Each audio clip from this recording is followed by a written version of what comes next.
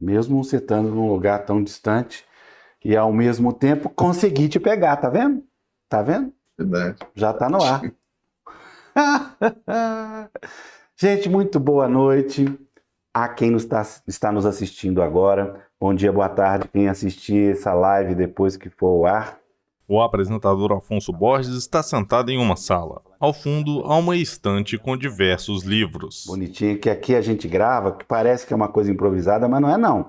Tem toda uma equipe aqui formada por aproximadamente 18 pessoas aqui atrás. Mentira, por um número bom de pessoas e que transformam o Sempre um Papo nessa máquina um pouco mais profissionalizada do que os outros. Enfim, muito obrigado por estar conosco. O projeto Sempre um Papo acontece há 35 anos em Belo Horizonte. Agora eu estou brincando, ô Joca, eu estou brincando o seguinte, que é 34 anos presencial e 1 ano digital. Acho que agora a gente tem que começar a inventar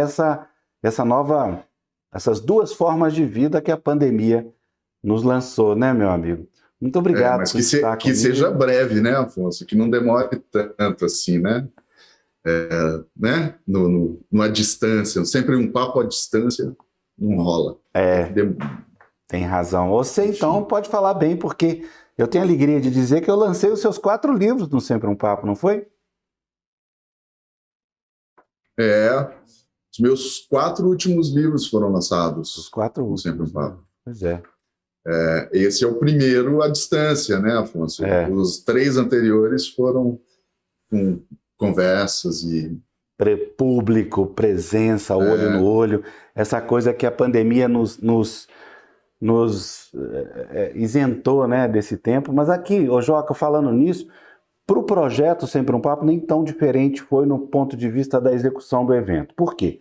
Porque já há 25 anos, desde que quando eu fazia o Sempre um Papo lá em Brasília, eu fiz 4 anos o Sempre um Papo lá no Teatro Cultural da Caixa, eu gravo os eventos e não só os coloco no ar através das redes sociais, como deposito as gravações aqui nesse ambiente que você que está nos assistindo está.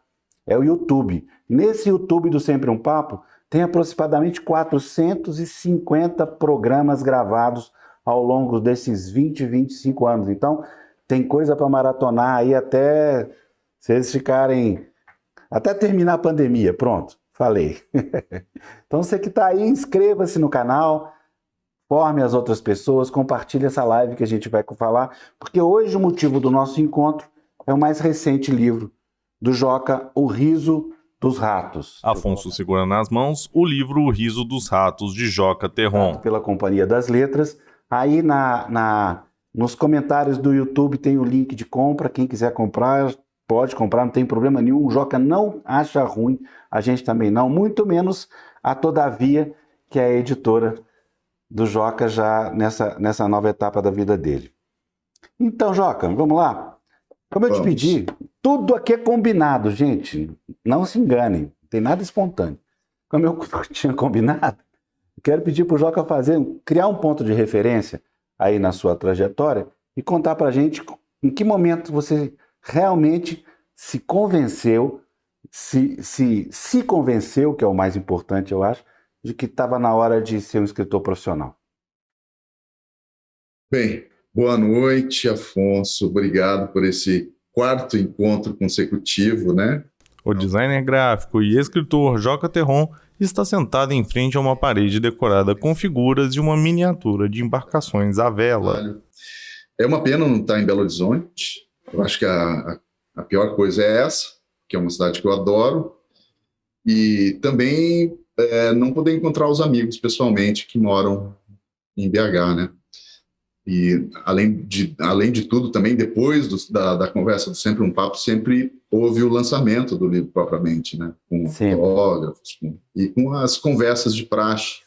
E essas conversas, sem dúvida, fazem muita falta. Sem dúvida. A nossa vida foi muito afetada pela falta do acaso que propicia os encontros, né? E o Sempre um Papo sempre foi um acaso certeiro, digamos, na minha trajetória mais recente, assim.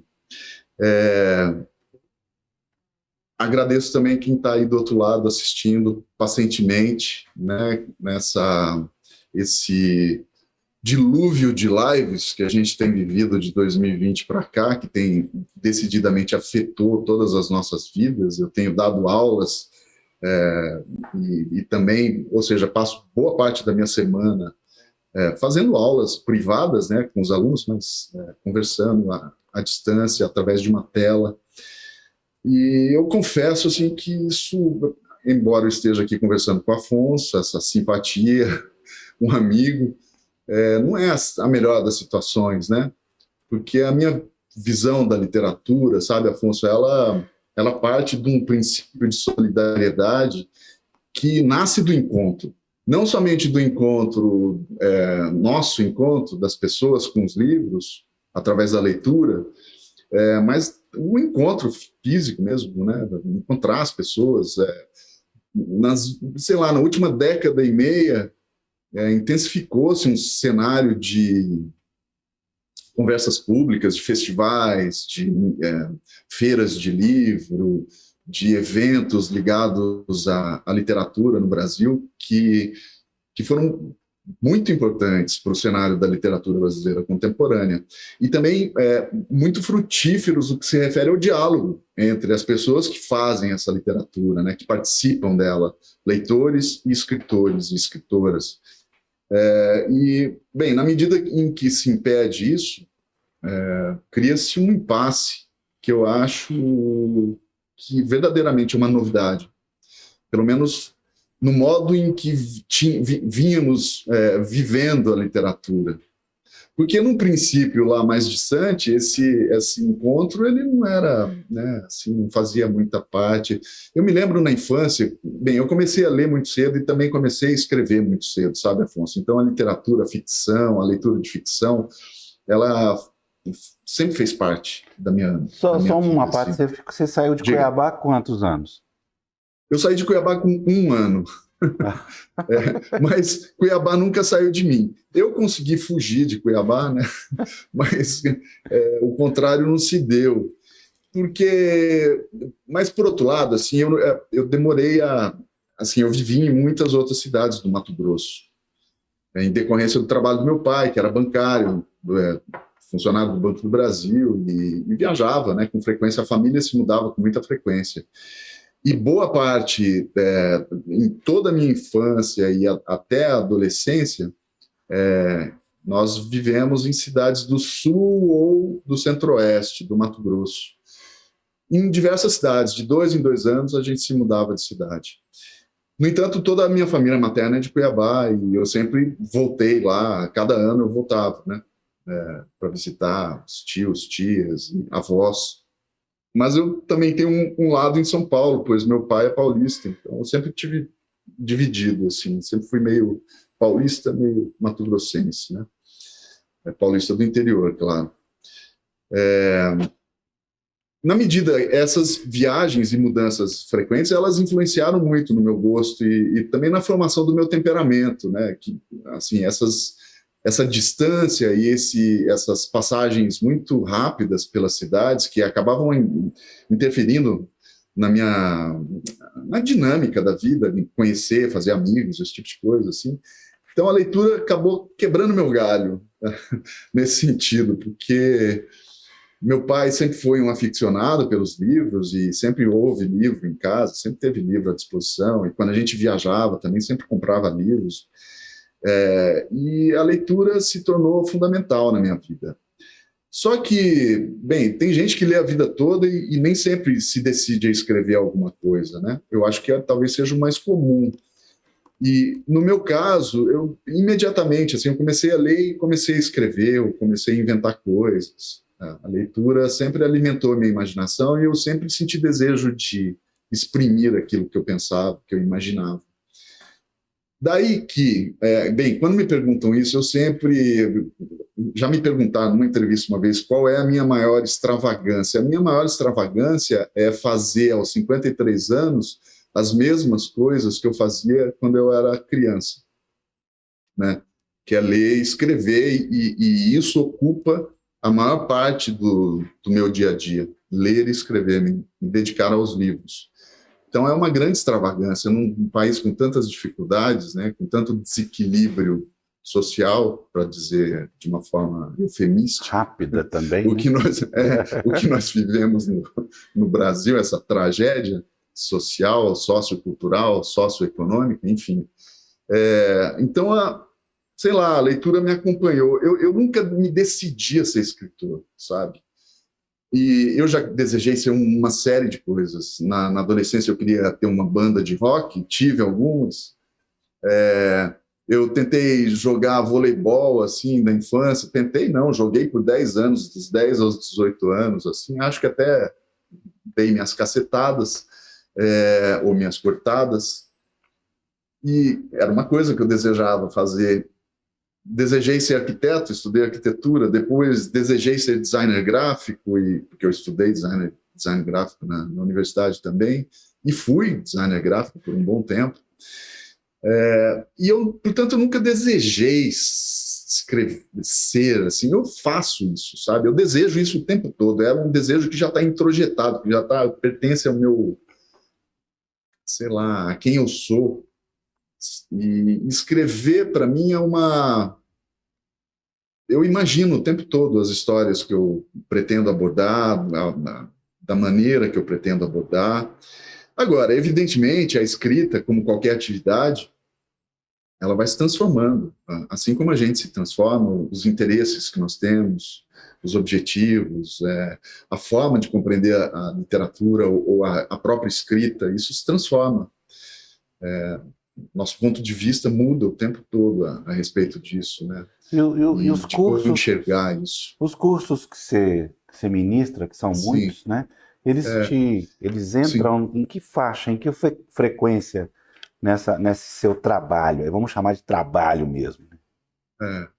Pois dessas atividades ligadas à literatura, ao livro, que eu tenho, e são diversas, né? Assim, sei lá, já traduzi, já editei,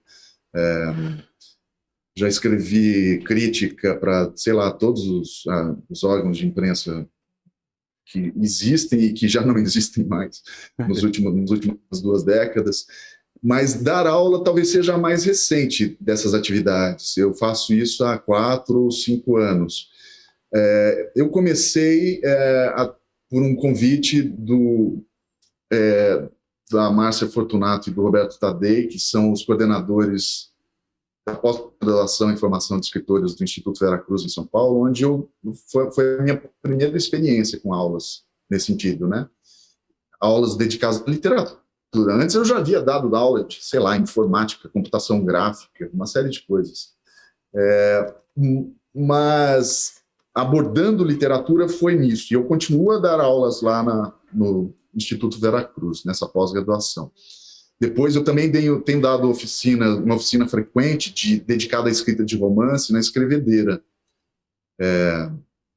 Inclusive tem uma agora em julho, eu acabei de olhar lá, não tem? Essa é uma oficina rápida, sabe, assim, de escrita de, sei lá, formas breves, né, assim, aforismo, haikai, cheque sem fundo, que é fundamental para um escritor saber como preencher um cheque sem fundo. A gente usou muito ele na vida.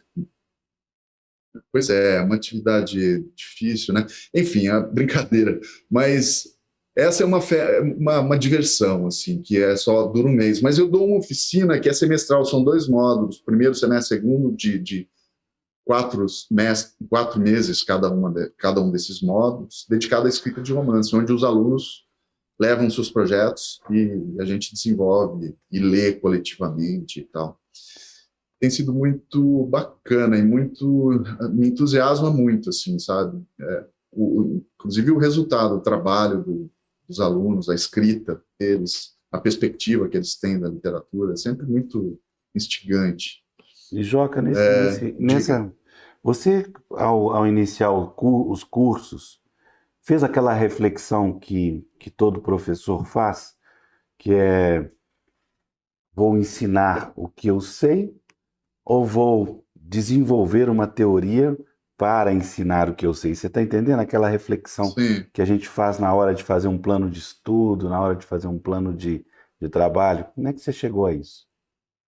Pois, olha, eu não sei nada de pedagogia, né? Porque, bem, como eu disse, eu estudei arquitetura e são bacharelados, você não aprende nada, não tem uma disciplinazinha, né, que te ensine a dar aulas.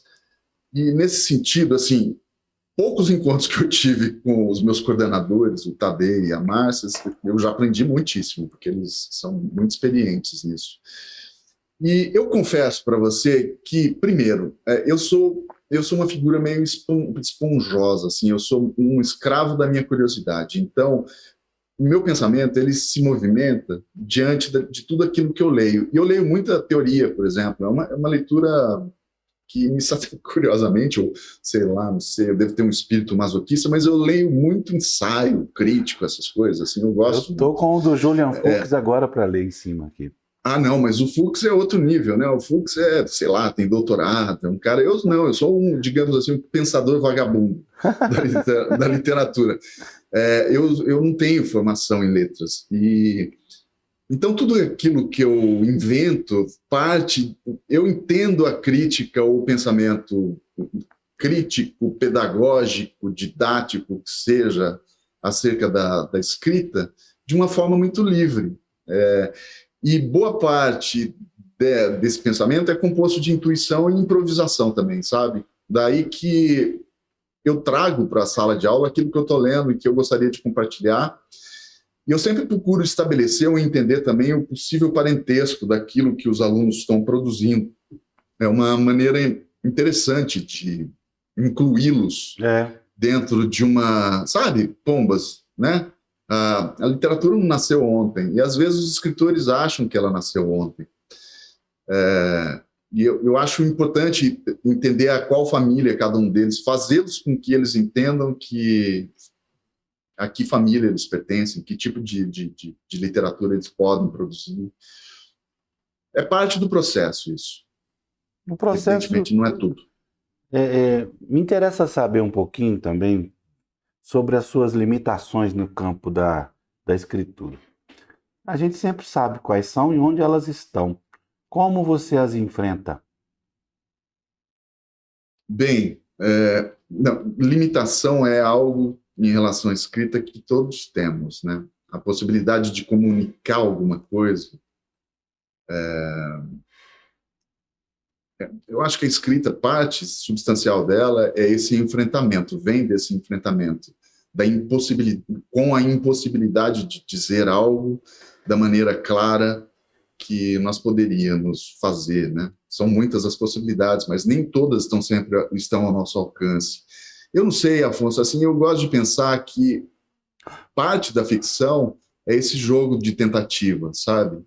Ela é quase algo que a escrita é algo quase que se completa, como se fosse uma experiência ou despertar de algo, de uma experiência estética que seja, que se anuncia e permanece quase sempre na iminência. A gente nunca consegue atingir plenamente essa comunicação. E, essencialmente, também o desejo de comunicar algo através da escrita parte de de como a nossa comunicação é tão falha e como a nossa vida é tão incompleta nesse sentido, né? Como a impossibilidade de nos comunicarmos ou de comunicarmos aquilo que sentimos e pensamos é sempre tão falha. Porque o domínio da linguagem, ele pode estar ao alcance de um sujeito muito simples, que não tem a educação qualquer, né? Um pescador, sei lá. A partir da sabedoria, da experiência pessoal dele, ele pode falar coisas geniais, interessantíssimas sobre a existência, sobre a vida e tudo mais, e até mesmo percepções inéditas, assim, inusitadas. Mas isso não é dado a todos. A maior parte de nós vivemos imersos na impossibilidade de dizer aquilo que gostaríamos de dizer. Às vezes por contingências, sei lá, né? A gente não tem tempo de dizer aquilo que gostaria de dizer, porque está imerso no dia a dia, no cotidiano, somos escravizados pelo cotidiano, que nos retira qualquer capacidade de sentir, ou ameniza, ou endurece essa capacidade. E a necessidade de exprimir as coisas vem justamente dessa experiência, da percepção dessa experiência. Então, escrever também, nesse sentido, é mergulhar nesse universo de percepções, sabe? É enfiar o pé na jaca da percepção da existência. E pode ser doloroso.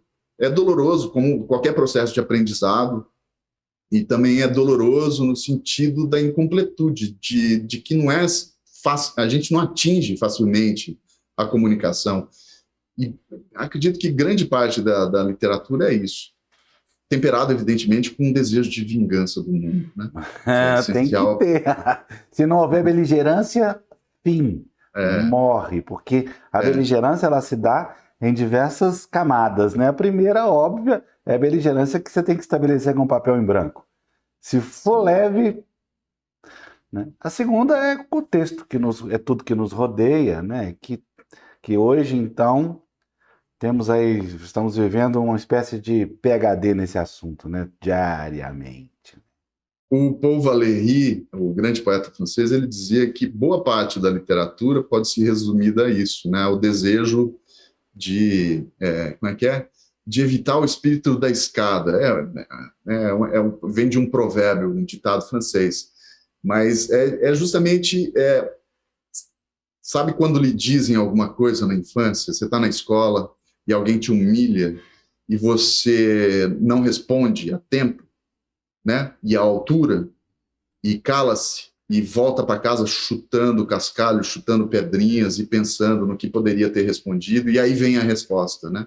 Então o Valéry acreditava que a literatura, boa parte da literatura se resume a isso, a essa resposta, que é dada tardiamente. O Chico Anísio tem um personagem desse, não tem? Depois que fala, ele vai para casa e fica tentando respondendo as coisas que aconteceu. Lembrei desse personagem agora. É um poeta. Joca, tudo bem. Em primeiro lugar, agradecer muito às pessoas que estão aí no chat, nos assistindo. Sérgio Raposo, boa noite. Mara Arruda. Serginho Infantini, amigo de vida inteira. Tá te mandando beijo, Joca, Serginho. Abraço, Sérgio Fantini, grande poeta, grande ficcionista mineiro. Eduarda Manso, Diogo Alone, Luiz Zanata, abraço, Joque Afonso, Zé Barbosa Nunes. Zé Barbosa manda dizer que é o Zezinho da Editora do Brasil que trabalhou com você. Grande abraço, Zezinho. Abraço a todos. Joelma Melo, muito obrigado, abraço a todos. Joca, a que tribo você pertence?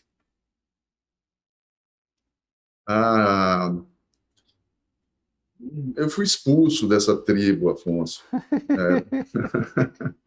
Queria chegar aí, mas tudo bem, já que você foi direto ao assunto. Aquela coisa assim, não vou amenizar a pergunta. É o fato de que, de qualquer forma, existe um sorriso estilístico na sua literatura que o lança a alguns contemporâneos seus, que eu não vou falar o nome aqui, que a gente vai começar a xingar os amigos e não precisa. Então, a pergunta é essa. Qual que é a sua turma? Olha,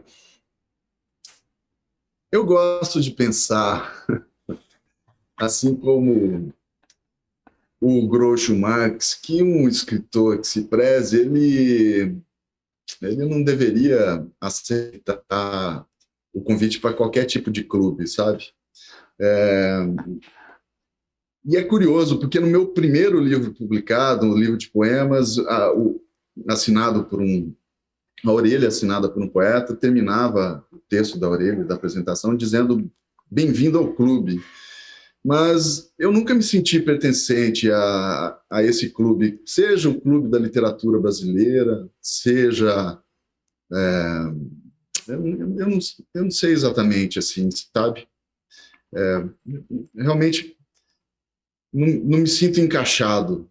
E parte desse não me sentir pertencente a qualquer clube, acho que é tema essencial também da literatura que eu faço e, de alguma maneira, também é assunto da própria forma dos meus livros, da perspectiva que os meus livros fornecem.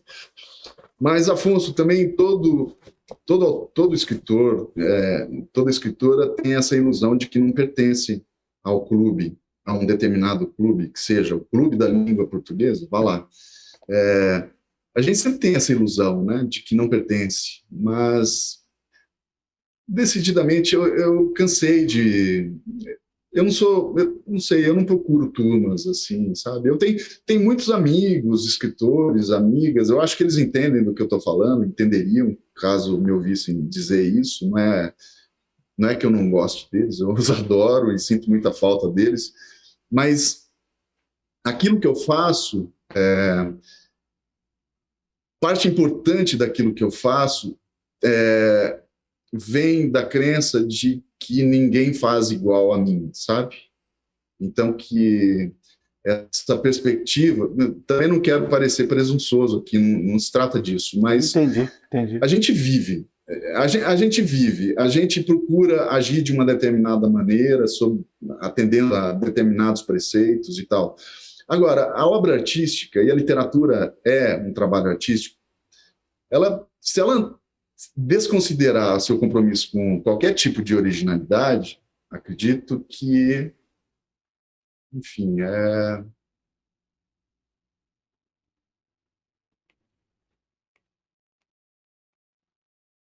Deu uma paradinha aí?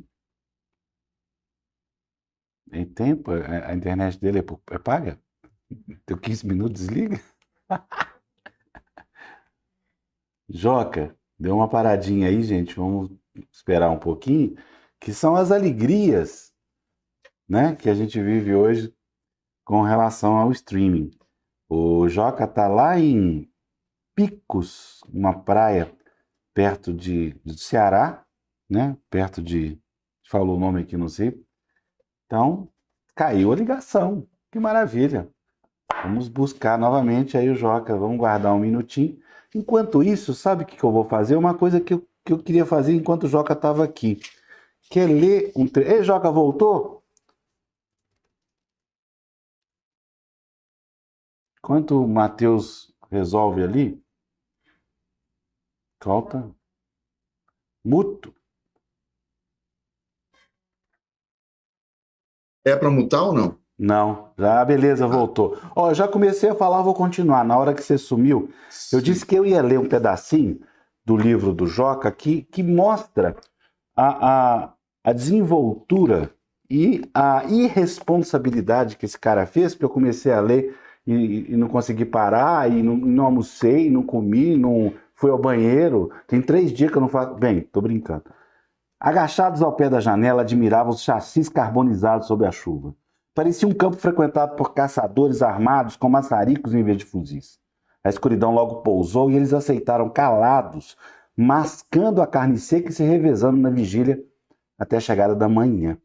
Deu um gole na garrafa trazida do Futurama e sussurrou algo ao companheiro, palavras em volume tão baixo que pareciam dirigidas a si mesmo. Ajuda, ele disse. Preciso de ajuda.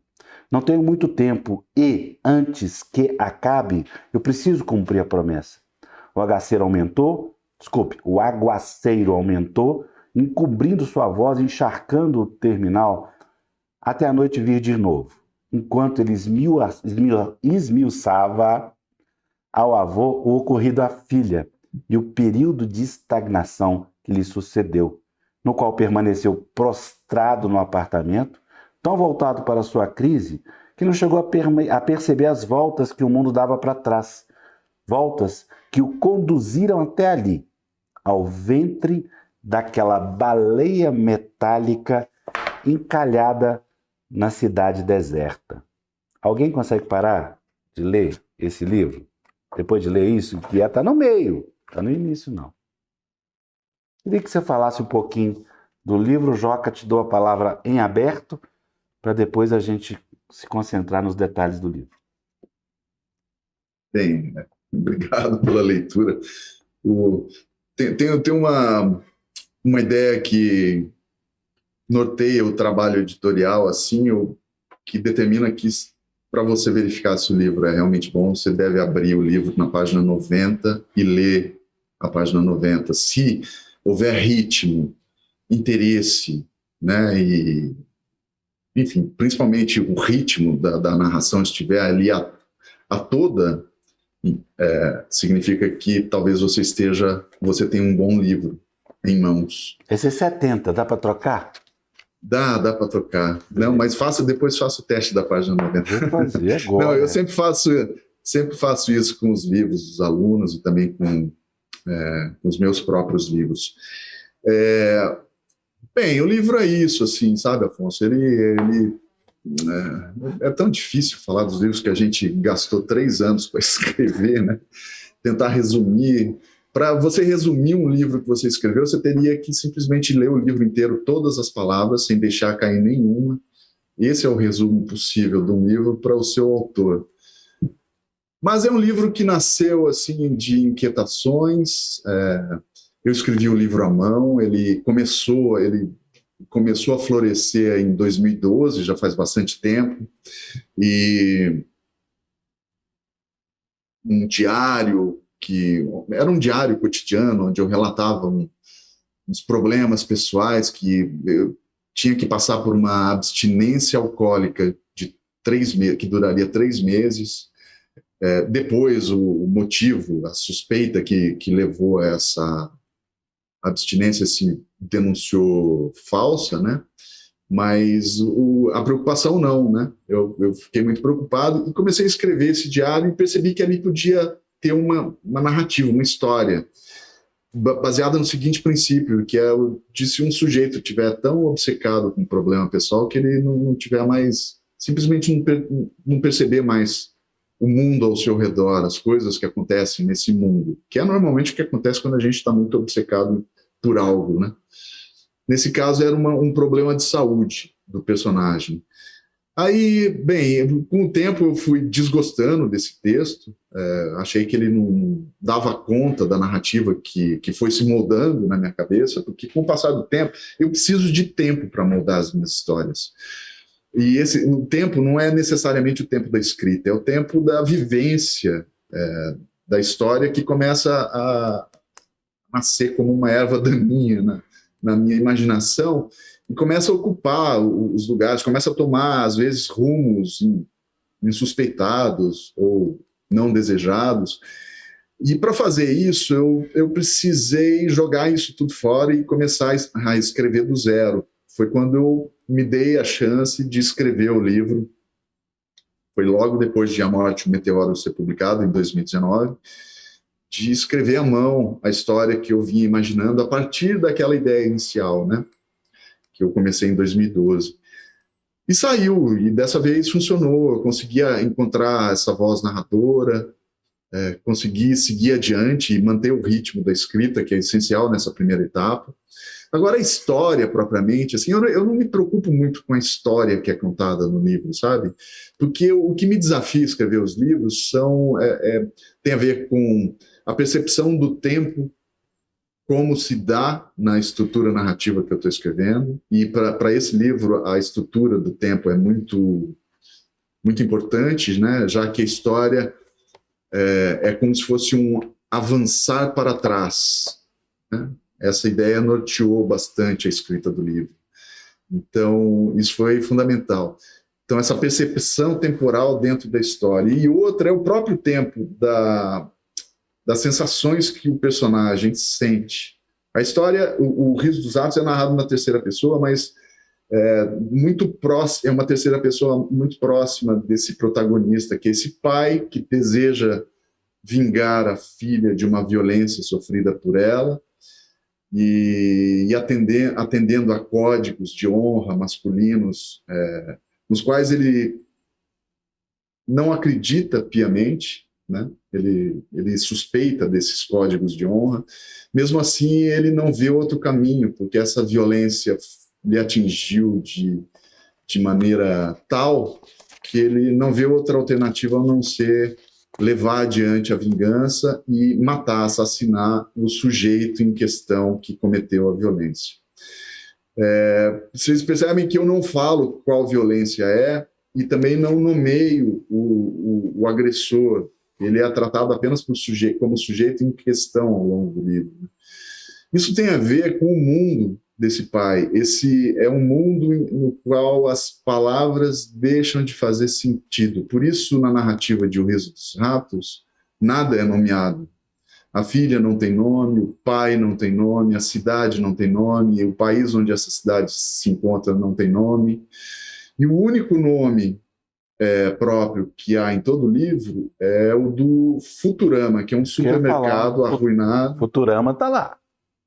O Futurama é um supermercado arruinado que ocupa todo o segundo a parte central do livro, né? O Futurama ganha quase o peso de um personagem na trama do livro, na narrativa, e ele é o único que tem, justamente pelo caráter simbólico, ele é um lugar emblemático dessa cidade totalmente arruinada, destruída. Algo aconteceu nessa cidade, o leitor ele não tem acesso àquilo que aconteceu, porque para mim não era importante para a narrativa. Aconteceu algum desastre, talvez uma epidemia, talvez tenha acontecido uma guerra civil nesse país, e esse homem aprisionado no seu apartamento, obcecado por esse desejo de vingança, não percebeu nada daquilo que acontecia. Quando ele sai e se vê aprisionado, vítima do maior medo que a classe média, pequeno burguesa brasileira tem, que é perder a sua própria casa, mas é um drama essencial, inclusive da modernidade, a impossibilidade de voltar para casa. Esse homem se vê preso na rua, e daí, a partir dessa situação de estar preso na rua, da impossibilidade de voltar para casa, toda a desgraça dele se impõe, né? É a partir daí que a narrativa avança para trás. E esse avançar para trás é importante, porque de algum modo acompanha o tempo público desse país sem nome, onde ele se encontra. Tem esse tempo... A narrativa do livro é dividida entre esse tempo subjetivo desse homem que perdeu tudo, e está prestes a perder a própria vida, já que ele sofre de uma doença fatal que lhe foi diagnosticada, e por isso ele assumiu esse desejo, esse compromisso, estabeleceu a promessa de se vingar da filha, né? Da filha não, para a filha, na medida em que ele se vê alijado de tudo isso, ele é arrastado pela história maior, pela história objetiva, o tempo social, né? Ele é conduzido para trás, violentamente. Aí, bem, acho que é isso que dá para dizer sem falar demais também, né? Não sei. Aqui, por que você... Melhor perguntando, o que você quis dizer com isso? Afonso segura o livro aberto na página que mostra o sumário. Claro, então se você pôs, teve um motivo. O sumário? Esse é o sumário, é? A promessa do Futurama, quilombo, plantação, valongo, navio, origem. Eu queria de alguma... Assim, a gente nunca tem muita certeza, enquanto está escrevendo os livros, né, se aquilo vai fazer algum sentido. E eu tinha a escrita do Riso dos Ratos foi norteada assim, por duas dúvidas. Uma era se eu não estava sendo explícito demais em relação ao paralelo que o romance tem com esse avançar para trás, né, historicamente falando. Eu não queria não desejava que isso fosse explícito demais, ou que fosse marcadamente notado pelo leitor, sabe? Por outro lado, depois de ter tomado todos esses cuidados para que não fosse explícito demais, eu tive dúvidas se não tinha ficado obscuro demais. Então eu fiquei entre a cruz e a espada. Portanto, o sumário ele cumpre um pouco o papel de dar pistas, se não entregar propriamente tudo, mas ao menos fornece alguma pista, porque está tudo deslindado ali, está desvendado no sumário, né? Esse avançar para trás que a narrativa tem. Olha, você percebeu que até o presente momento eu não usei a palavra distópico, como vi que o seu romance está... A imprensa é engraçada, né? A imprensa, o Rui Castro falava uma coisa engraçada, ele falava assim, tome cuidado sempre com a primeira matéria. Falei, por quê, Rui? Porque dependendo da primeira, todas as outras são iguais. Isso todos os dias eu vejo acontecer. Então, ali na primeira matéria sobre o seu livro, falaram sobre a questão da distopia, coisa que eu não consegui identificar, e talvez é porque eu não queria também identificar na leitura do livro.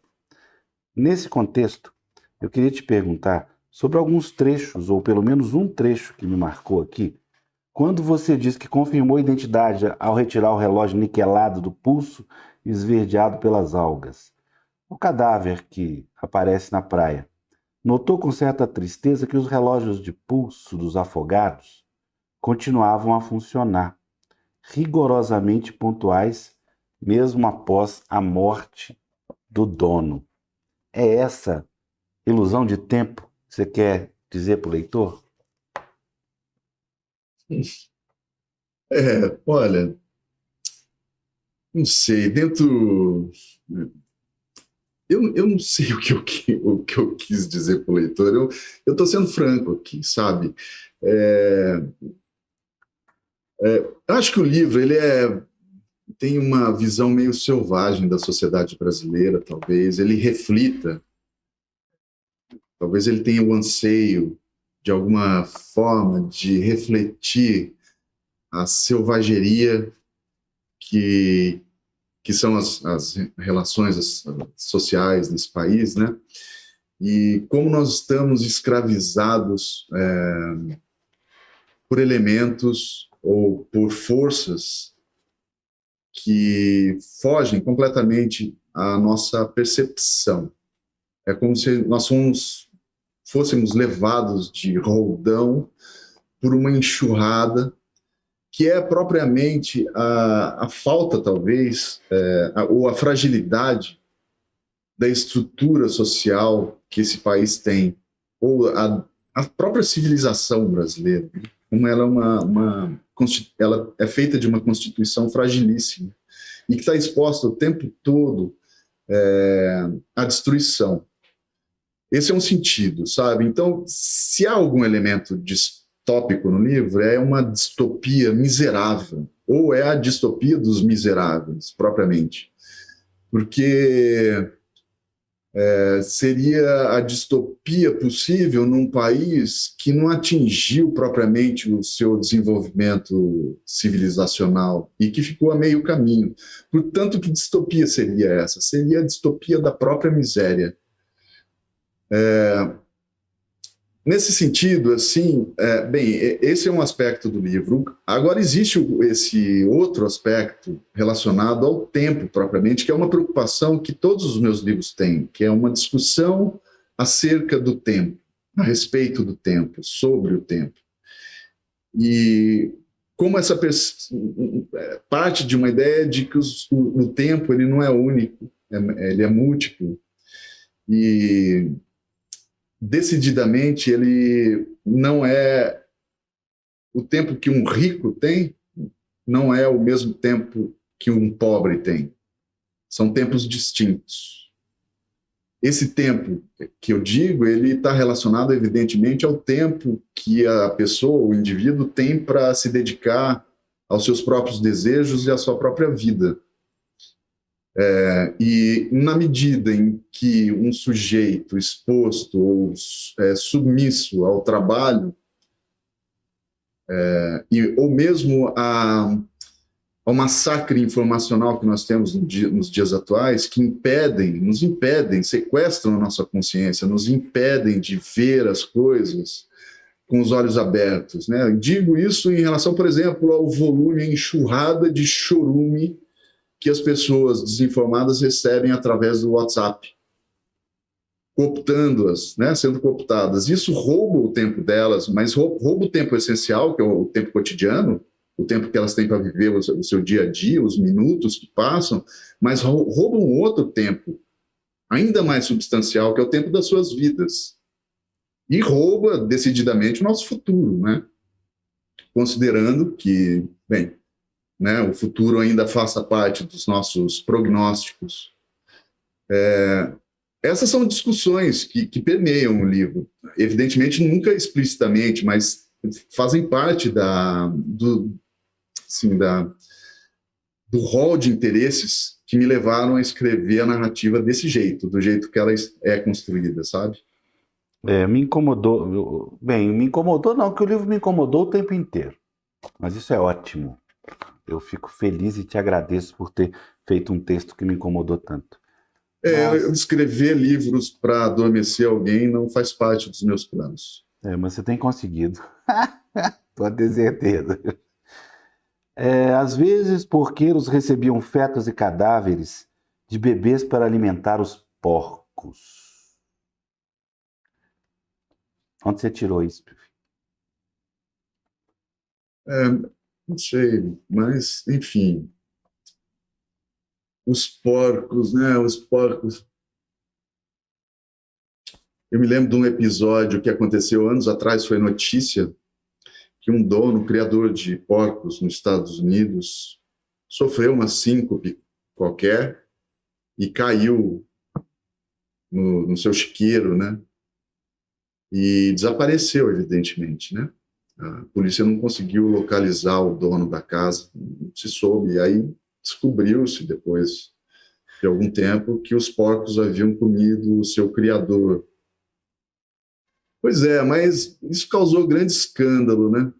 Agora, os homens, eles se sentem muito escandalizados quando um homem é comido pelos porcos, mas nunca o contrário acontece, né? Os porcos não se escandalizam por serem comidos pelos homens. Você viu, Jacques? Aqui, Jacques, a história da filha atravessa o livro da primeira página à última, inclusive na última, principalmente na última. Não vou dar spoiler, só vou dizer isso. O que você... essa história da filha e da vingança da filha, na verdade é um artifício, na minha opinião. Você construiu essa linha pelo livro inteiro para dizer o que, para mim, após da leitura do livro, foi o mais importante, que é desenhar as histórias que você contou.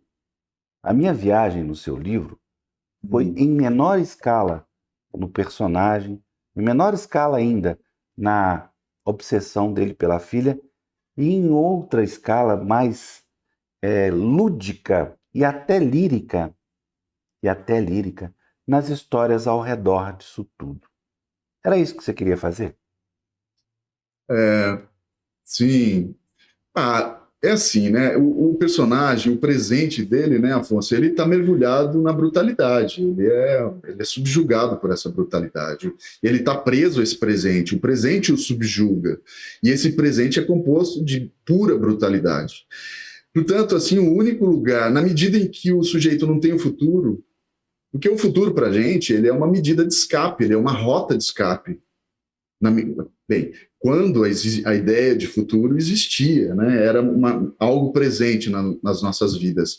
Porque me parece que uma discussão essencial que precisa ser feita hoje é a respeito das possibilidades de futuro que precisam ser reinventadas para que a gente possa, sei lá, ter alguma esperança.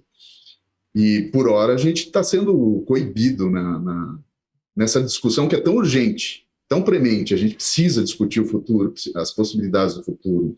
E não... Pois bem, esse sujeito está aprisionado por esse presente, como nós estamos, de alguma forma, né?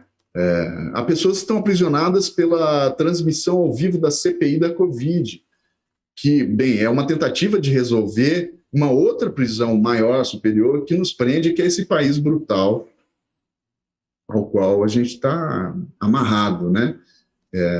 Por esse Estado desgovernado que nos leva para o fundo do abismo. Agora, por outro lado, assim, para o meu personagem, ele já não pode ir para o futuro, então ele só pode ir para o passado. A única possibilidade de mantê-lo vivo eram as lembranças. E parte das boas lembranças que esse sujeito, que é um sujeito meio, né, cinzento, meio entristecido ou melancólico, mas é difícil saber, provavelmente ele tenha sido feliz no passado, e quando ele foi feliz, ele foi feliz por conta, em decorrência da infância da filha. Essas lembranças elas dão carne, substância a esse personagem. Ele é feito desse passado, e esse passado faz com que ele permaneça vivo ali, que ele, né, enfrente o dia a dia, embora ele, apesar de ser arrastado de roldão como se estivesse preso a uma enxurrada, que é uma imagem importante do livro. Daí que o que o move adiante é precisamente o passado. E são essas lembranças, a filha, a alegria, a felicidade, a vida cotidiana, a liberdade, essas coisas, né, são importantes. Então, o livro ele é marcado por esses dois tempos, que é a subjetividade desse cara, desse pai que está nas últimas, nesse mundo que também está nas últimas, lembrando-se de quando a filha estava presente, porque ela não tá, ele é um personagem, a filha, nesse livro, que é aquele tipo de personagem que é anunciada o tempo todo, né? E nunca aparece. Então existe sempre essa iminência, né? A iminência dela surgir, assim, é até um recurso teatral, acredito. Não, em certo momento do seu livro, certo não. Em diversos momentos eu quis crer que a sua estrutura de montagem do texto fez com que ela aparecesse. No parágrafo seguinte que eu descobri que não era ela, ela não tinha aparecido. Pois é, ele vê a filha em todas as mulheres, né, que ele encontra, assim, ele vê a filha. Agora, é por causa da impossibilidade de vê-la concretamente, né? Mas, bem, e também não dá para falar sobre o último encontro, mas que é essencial para o livro, assim. Agora é isso, né? Essa saudade, e daí por isso que o Futurama é o único nome próprio do livro, sabe? Porque muitas mitologias foram criadas a respeito do país em que a gente vive, né? Determinando que o Brasil tem aquele título do Stefan Zweig, o Brasil, o país do futuro, e tanta confusão se gerou e tanta ilusão foi gerada a partir dessa perspectiva. Você me fez lembrar o livro do Eduardo Giannetti, O Valor do Amanhã, que apesar de ser um livro sobre economia, é um livro de filosofia, que vai de encontro exatamente ao que você disse, só que no caso do Edu, ele quis mostrar para as pessoas o quanto a questão dos juros acabam com o futuro dela. E no fundo, as memórias desse personagem é uma espécie de juros, né, que foi tirando a vida dele. Então, de uma certa forma, você também fez um livro para dizer para as pessoas o quanto que a vida também pode ser retirada por uma obsessão, né? Sem dúvida, sim. Que legal, eu não conheço esse livro do Giannetti, mas assim, para mim, as lembranças do passado são os dividendos, sabe? Boa. É o lucro. É o lucro que esse personagem tem, é o único lucro possível. Agora, decididamente, assim, os juros são o grilhão que o aprisiona. Né, ele é aprisionado propriamente, assim, ele é escravizado. E acho que os juros são esses grilhões que nos prendem e que evitam que a gente viva plenamente, né? Sempre foi uma ideia que me impressiona, assim, eu olho para as pessoas e olho em todos os lugares que eu estou, assim, eu sempre me pergunto, assim, do que elas vivem? Que sujeito que passou aqui com esse carro, com aquela bicicleta, quem é? Vive do quê? Eu tenho uma curiosidade com isso. Assim, eu não sou o louco que vai lá para o cara de bicicleta para perguntar do que você vive, mas eu gostaria de fazer. Eu acho que é. Eu gostaria de não vai lá uma pergunta por outra ali. O que ele me faz? Pois é. Mas sabe, do que a gente vive, né? E do que a gente viveria ou como a gente viveria se nós tivéssemos mais tempo, né? Se esses juros... e os juros são tantos, né? Os juros principais que acorrentam o meu querido pai, aí, não meu pai propriamente, mas o pai, personagem de O Riso dos Ratos, esse último pai do mundo, eu gosto de vê-lo assim, são também os códigos de honra masculinistas, machistas, que ele ainda enxerga com suspeita, mas ele foi formado dentro desses preceitos e ele está subjugado a esses juros que comem, que devoram o seu próprio tempo na Terra. Eu desejo, assim, minha filha sofreu uma violência, aí ele faz uma promessa para a filha. Eu posso contar isso porque está no primeiro parágrafo do livro, na primeira linha. E ele promete a ela que, caso ele tenha diagnosticado uma doença fatal, ele vai assassinar o sujeito em questão que a agrediu. Ou seja, são juros. Essa promessa são juros que devoram toda a poupança desse pobre pai. E às vezes a gente é escravizado por esse tipo de pensamento, de filosofia equivocada.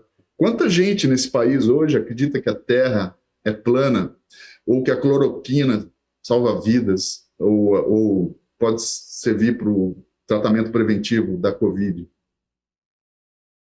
São juros, são pessoas que estão aprisionadas por essa venda que lhes foi feita, cujos juros são exorbitantes e que vão devorar completamente seus dividendos.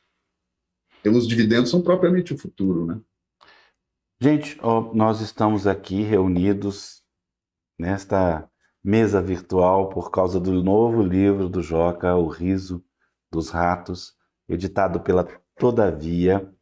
E faço uma pausa breve para agradecer o nosso Sérgio Ramos, rapaz que fez a tradução em Libras. Muito obrigado pelo seu trabalho, Sérgio. Como sempre eu peço. E hoje o desafio vai ser gigantesco, porque o moço não chama Cláudio Paiva, o moço chama Joca Reyners Terron. Então eu peço que, por favor, você fale o nome do Joca em Libras para a gente. O intérprete de Libras, Sérgio Ramos, descreve o nome do autor Joca Reyners Terron através da datilologia.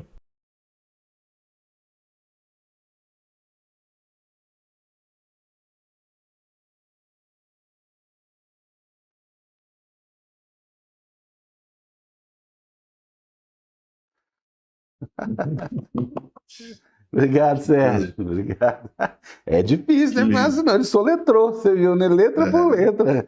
Eu ainda vou aprender a Libras. Você vai ver, o Sérgio ainda vai me ensinar, ainda vou aprender Libras. Afonso e Sérgio, isso aí foi um resumo da minha vida, né? Porque meus sobrenomes são meio complicados e a vida toda eu fui obrigado a soletrar. Bem, se eu soubesse Libras, eu traduziria para as pessoas, né? Quando você chega no cartório, cara, qual é o seu nome? Aí você tem que... Então, meu nome, na realidade, meu nome verdadeiro é o meu nome soletrado. Assim foi a minha vida toda. Joca, R de rato, ó, o rato aí, E de elefante, né? E assim por diante. Para dizer Reyners. Eu queria saber o seguinte: esse livro, que demorou 3 anos para ser feito, é uma pergunta para, inclusive, encerrar o nosso trabalho aqui, os nossos trabalhos. Demorou 3 anos para ser feito e te levou a um estado mental que eu imagino qual seja. Não é fácil, não é fácil. Leiam, não é fácil. Então, assim, o que você, agora que acabou, tem o quê? Felicidade ou luto?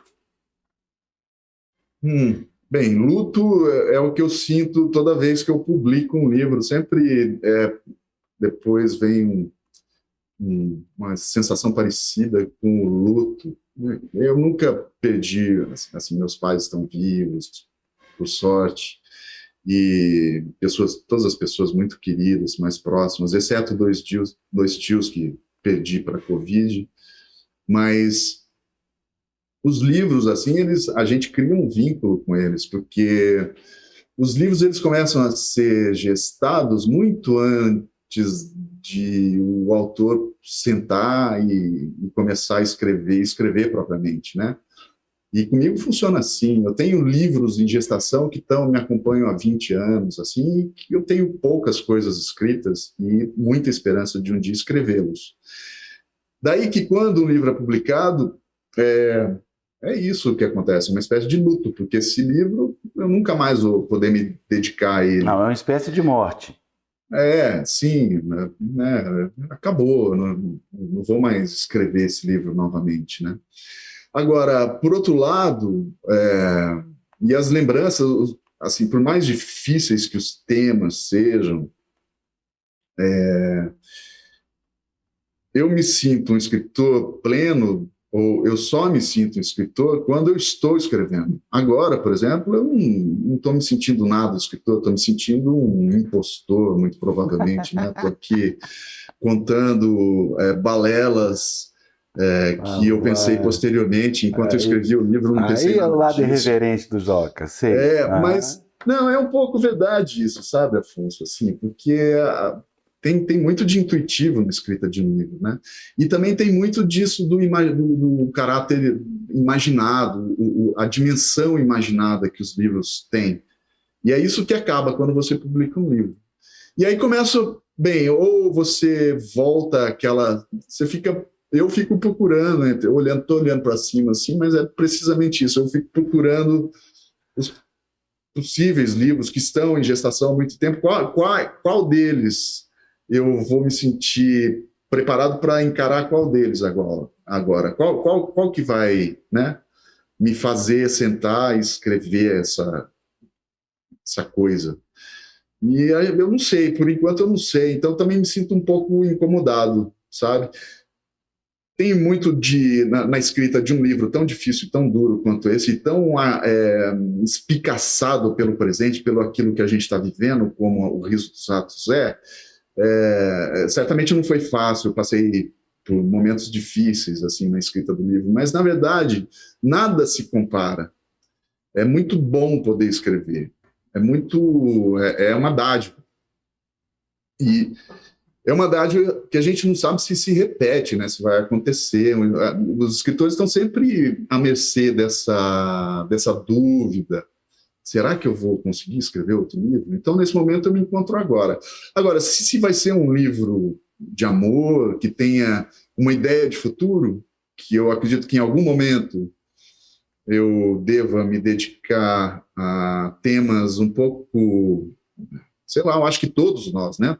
A humanidade toda precisa se dedicar a pensar no futuro, nas possibilidades do futuro. E eu também, em algum momento, devo escrever algo mais esperançoso. No entanto, eu não acredito que vá ser agora. Nem eu. E acho que nem preciso me explicar por isso. Joca, querido, muitíssimo obrigado por essa noite. A quem nos assistiu, muitíssimo obrigado. E passo a palavra para o meu querido Joca encerrar, sendo que a gente não despede, a gente fala até já, até o próximo livro. Olha, Afonso, obrigado a você, a toda a tua equipe do Sempre um Papo. Você sabe, né, que é um lugar, um ambiente... São 35 anos, é isso? Né? Acho que sim. 35 anos. Pois é fundamental, né, para divulgação, para difusão da literatura brasileira. E a literatura brasileira, tem uma tradição. Nós vivemos um momento excelente, existem autores e autoras de muitas gerações, ou de várias gerações, pelo menos 3 gerações em atividade, produzindo coisas muito legais. No entanto, aqui a difusão foi sempre tão precária, né?